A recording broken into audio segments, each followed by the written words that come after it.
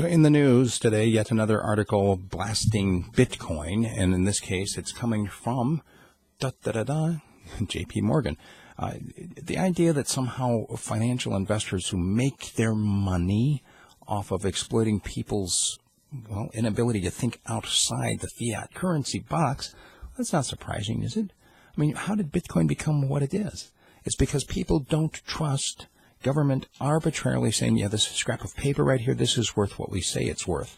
And their ability to pump more money into the system anytime they want to by just simply printing more of it. In point of fact, real money has intrinsic value on its own. That's what makes it money, whether you're talking about something like gold or silver or seashells. It's not simply some magical, we've decided now that pens are going to be our currency. In order for it to truly be money, there has to be some kind of intrinsic worth so that if somebody says, look, I've got these apples over here that I want to sell to somebody. Well, somebody over here has coffee that he wants to sell to somebody. He wants some of my apples, but I don't want his coffee.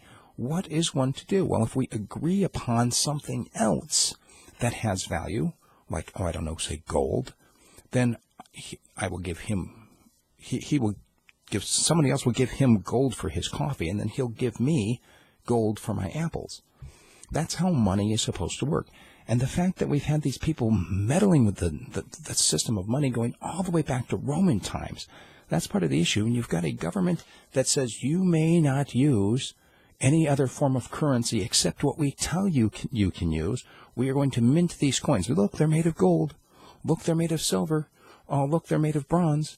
Okay, look, they're made of just steel, but they're plated with gold. Okay, look, they're just arbitrary chunks of metal. And this is what has happened: is that the metals that were originally used were degraded. Plus, the idea of shaving off little bits, little flakes of the precious metal itself, that's been going on forever.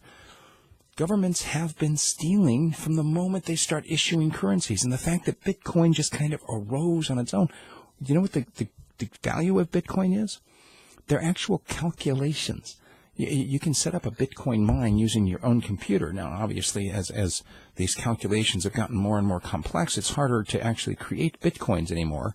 But it can still be done on your own. You can actually mine Bitcoin just like you can actually mine gold. This is something of real value. For them to jump in and attack and say, well, Bitcoin really is only used by criminals. That's the same thing as saying, well, because you're not using the government paper money, you're a criminal. And technically that is true.